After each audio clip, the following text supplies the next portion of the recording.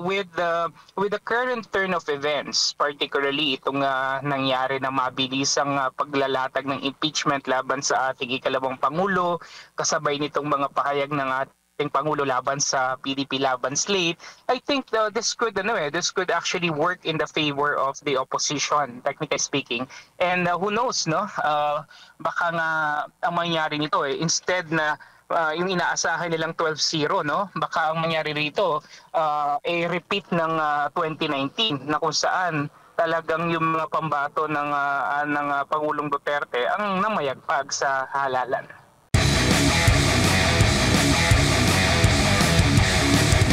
Well, I think yesterday, yung vibe doon sa Club Filipino was I think more light, especially with President PRRD around. No? He always gives us very light-hearted and heartwarming anecdotes and jokes. I mean, hearing and listening to him, it's always been like that. And medyo taliwas ito, no, sa medyo hard stance ng alyansa ng Bagong Pilipinas na nakita natin the other day sa Lawag, wherein parang nagkaroon ng shift, no? Kapuna-puna yung pagkakaroon ng pagbabago sa demeanor ng ating Pangulo, which is different from his stance noong 2022 campaign na hindi nga siya pumapabor sa negative campaigning, pero nitong kanilang proclamation rally, we actually heard some not very good statements coming from him, no? Na para sa akin hindi akma, no, lalo na nga ngayon na nandito tayo sa estado na sobrang polarized and divided yung ating politika.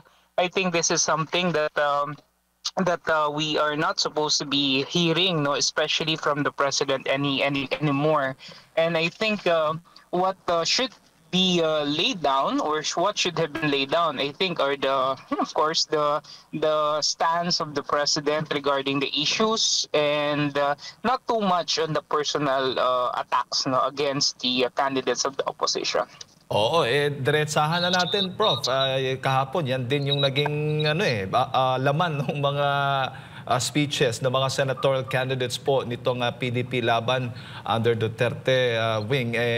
Nakita natin yung kanilang mensahe tungkol po dito sa suka. Kasi si Pangulong Bongbong Marcos Jr. kasi yung unang nagsabi niyaan.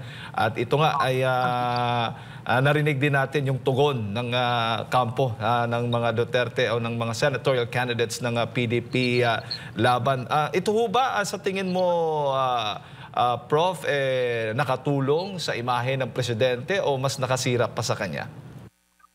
Well, basically, if you're going to look at it, no, even in social media, the sentiment was, I think, quite negative. No, the impression, I think, was not very good, considering the fact na hindi kasi normal, no, na naririnig natin yung ating Pangulo na may mga gano'n na mga pahayag, ano.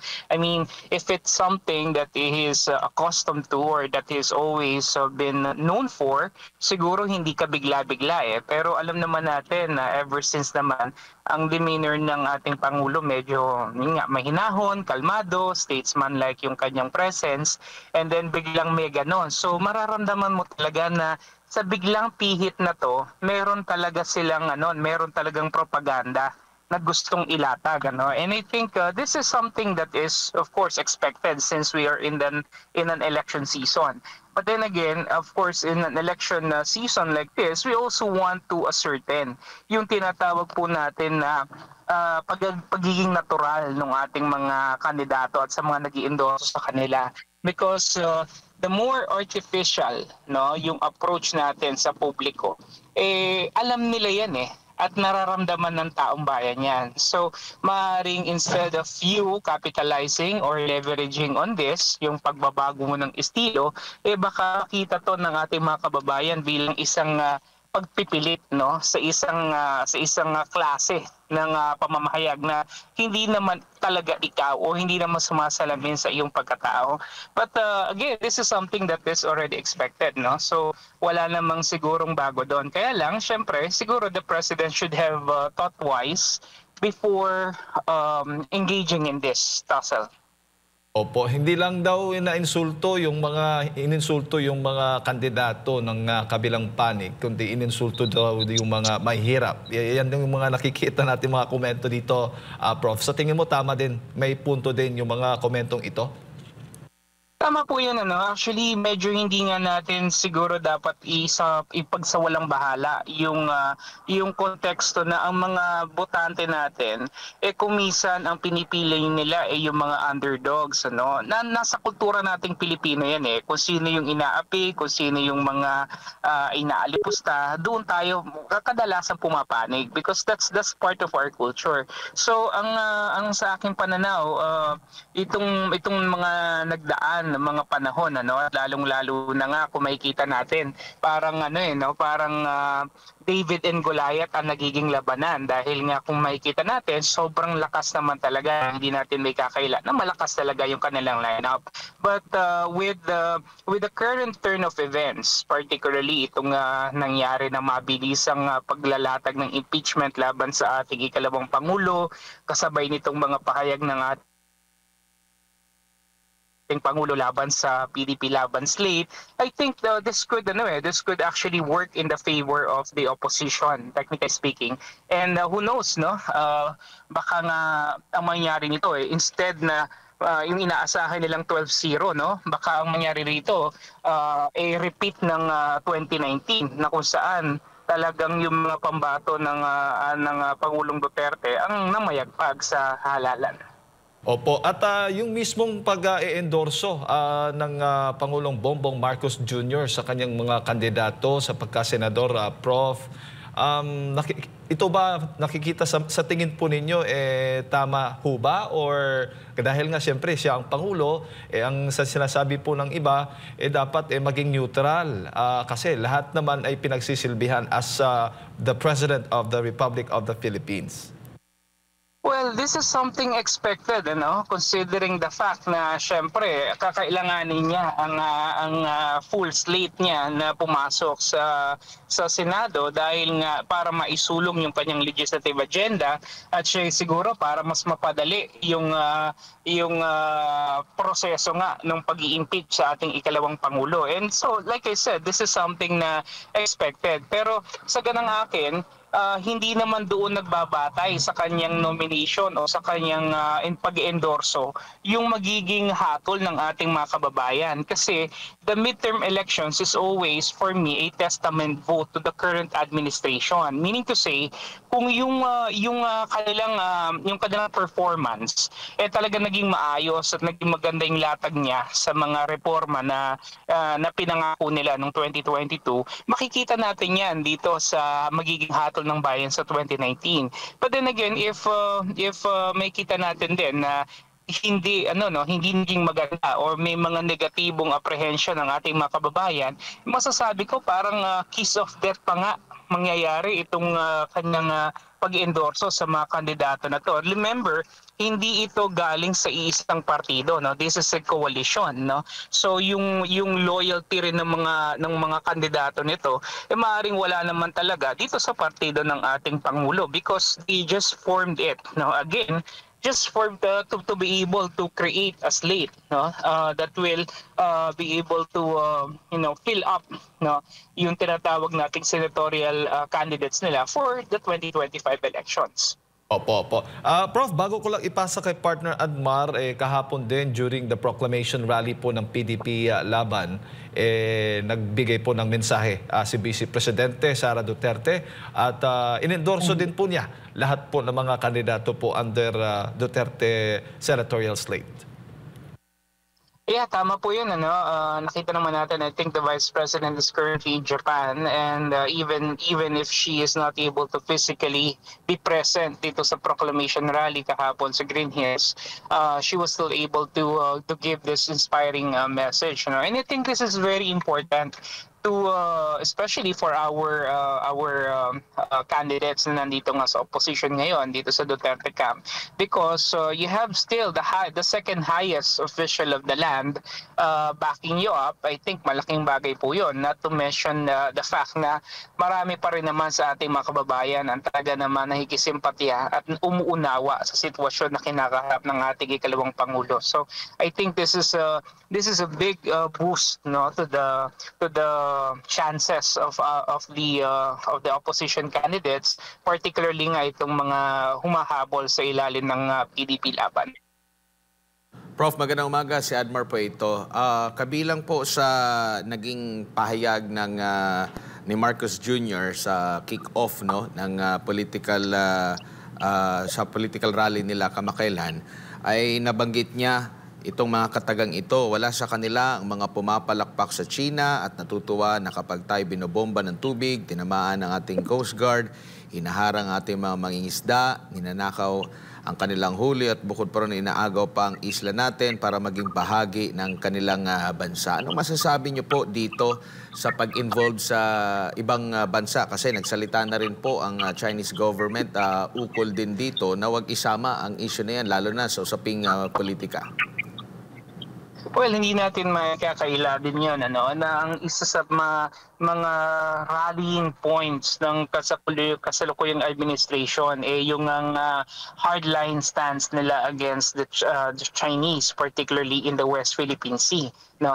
Pero siguro ang kailangan din natin ditong maintindihan is ano ba na talaga yung naging resulta nitong kanilang pagtingin dito sa issue na to, especially sa foreign policy natin, lalong-lalo na ngayon na ang kasalukuyang presidente ng Estados Unidos ay hindi naman talaga masyadong nagbibigay ng atensyon dito, no? Kasi sabi nga natin, President Donald Trump is more into yung tinatawag nating engagement doon sa business front or the business side, and not too much in the political and the military context of the issue. So kailangan din nating i-navigate yun. So what I mean is, siguro over the past few years, naipakita naman ng in fairness, naipakita ng administration na ni President Marcos yung kanilang pagtutol dito sa ginagawa ng China. And kailangan din naman nating makita kung ano naman din yung mga nagawa ng pagpihit nung araw ni President Duterte sa bansang China. So let's face it, China is perhaps one of the most formidable, if not the most active country pagdating dito sa tinatawag nating global trade or yung tinatawag nating free market economy, and we definitely need that sort of leverage para makapag-navigate tayo sa makabagong panahon. So yes, there are some consequences. I believe merong mga mali rin naman na ginagawa ang China. But then again, we also need to see na hindi natin wala sigurong bansa ang pupwede ngayong mag-exist nang wala man lang sort of relationship with this country. So yeah, may pros and cons, I believe, pero I think the Duterte camp will also be able to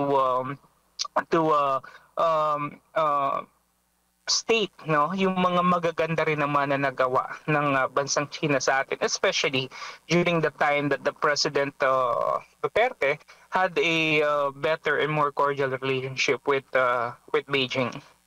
Makakatulong po ba ito? It's either sa claim natin sa South China Sea, West Philippine Sea, and at the same time sa usaping pang-ekonomiya, dahil ang China naman po ay pangunahing talagang partner ng Pilipinas. Marami po tayong mga bagay doon, mga produkto na talagang inangkat natin mula doon sa China. At nakikita nyo rin po ba yung masamang epekto nito sakali man dito sa mga pahayag ng Pangulo?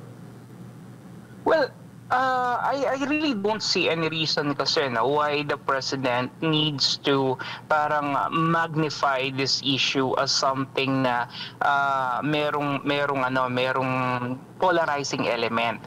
What I mean is, if there is one issue na lahat tayo mga Pilipino talaga nagkakaisa naman, I think this has to be it. Kasi dito walang kulay na tinitignan, dito lahat tayo pantay-pantay ang hangarin natin, dito pinaglalaban natin talaga yung ating soberanya. No? So yung pagpihit ng Pangulo patungkol dito sa issue na to, I think is not really meant to rally yung kanilang conviction o yung ating conviction against China, but this is really to downplay the relationship of the President Duterte before with China. Pero you need to understand that the President is always the chief architect of the foreign policy. At kung ano man ang direksyon ng ating foreign policy noong mga panahon na yun yung nakita ng ating Pangulo during that time, which is of course President Duterte, to the best interest of the country. No? So kung pagpalit ng panahon, paglipat ng administration, nakita ni President Marcos na hindi ito yung tamang landas, kaya siya pumihit papunta sa Estados Unidos.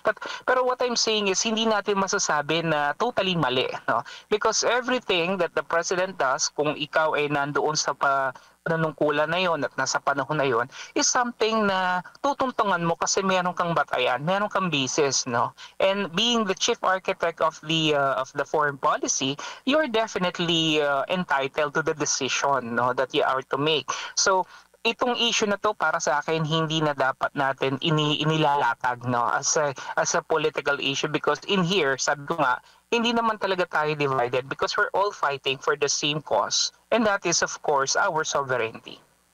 Opo, at gaano rin kahalaga para sa isang public official na dapat ma-maintain niya yung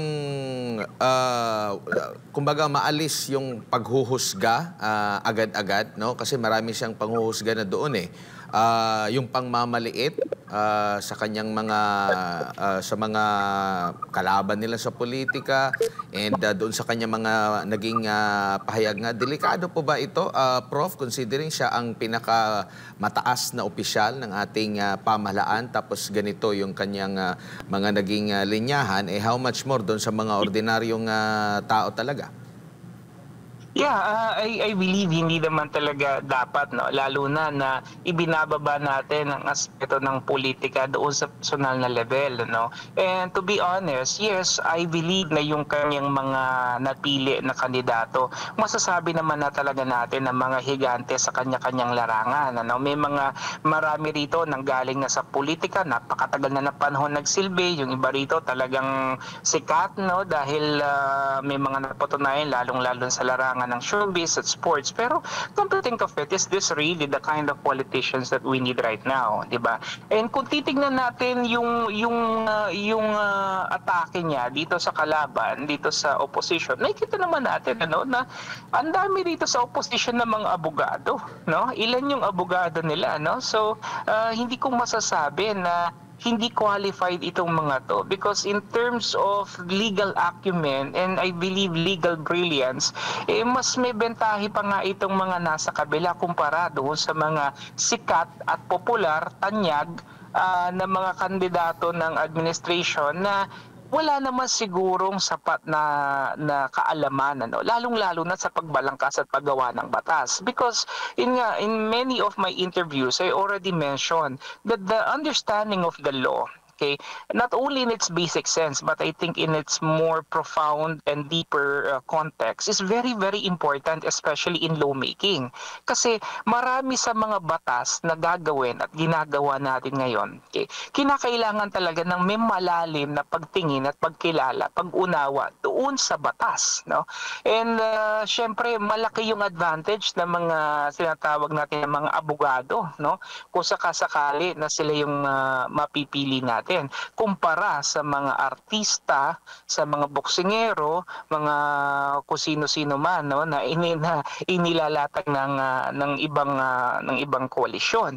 So I think hindi tama yung pagtingin doon sa personalidad, because in terms of qualification, in terms of track record, experience, and of course principle and integrity, I think ito yung mga dapat nating maging pamantayan, hindi lamang yung sa name recall, imahe, at sabihin na natin katanyagan, popularidad. I think our countrymen deserves better than just simply popularity. No, I think it's high time that we understand na hindi porket sikat o popular may magagawa na.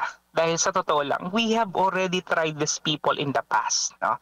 Nasubukan na naman natin sila, napagbigyan na natin sila. So why can't we open our doors to alternatives, to other options? No?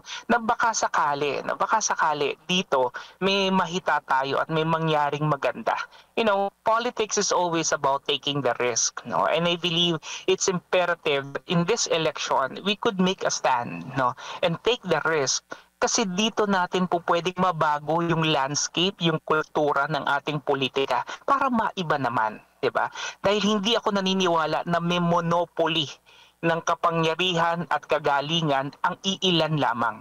Ang demokrasya natin ay nasa kamay ng taong bayan. At kung pipili lamang tayo ng tama at naaayon sa ating konsensya ng mga tao na hindi lamang sikat at popular, I think mas magiging maayos ang ating bayan. Isa po sa kanyang mga kasama doon sa lineup ay labis talaga na pagpihit at nabanggit mo yung boksingero po, no? Nung naging magkalaban pa sila sa pagka-presidente, ay grabe talaga yung kanyang banat na possible yung mga pang-aabuso, possible yung mga martial law at mga abuso ulit. Ngayon, nawala na yung lahat at puro papuri na ang kanyang binibigay dito sa Pangulo. Ano po yung masasabi niyo po dito? Needed ba natin yung mga ganitong klase na mga kandidato na walang paninindigan? How much more kung ito na ay mabibigyan ng pagkakataon muli na makapaglingkod sa ating bansa? Well, sabi nga natin sa political science, di ba? Politics is the art of the possible. Yung mga imposible at akala nating hindi po pwedeng mangyari, maaaring magkaroon ng pagbabago, no, over the course of time, no?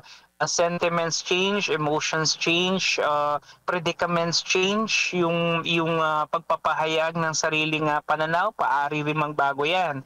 Pero ang kailangan natin tingnan dito siguro yung lawak ng saklaw ng pagbabago. Kasi kung 360 degree yung naging turn, parang mayroong problema, no? Parang hindi yata tama, no? Kasi ibig sabihin, maaring hindi niya naintindihan o naunawaan yung konteksto ng kanyang mga binanggit nung panahon na yon sa pagbabago na sinasabi niya ngayon. Kasi kung hindi ganoon katindi yung mga pahayag na binanggit, maaari pa nating maintindihan na maaring na nagkaroon lang siya ng pagbabago ng pananaw regarding the issue, pero yun nga masyadong extremes, no, from most hated to most beloved, di ba? Parang mahirap i-reconcile yung ganon unless of course iisipin natin na may isinusulong na interest. And every politician definitely sa pag-aaral natin sa political science, sinasabi natin every politician is of course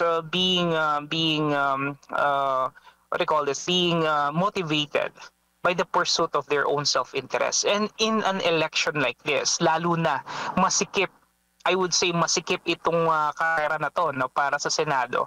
Talagang you will leverage on everything and anything just for you to be able to secure the victory. And I think this is what's happening right now.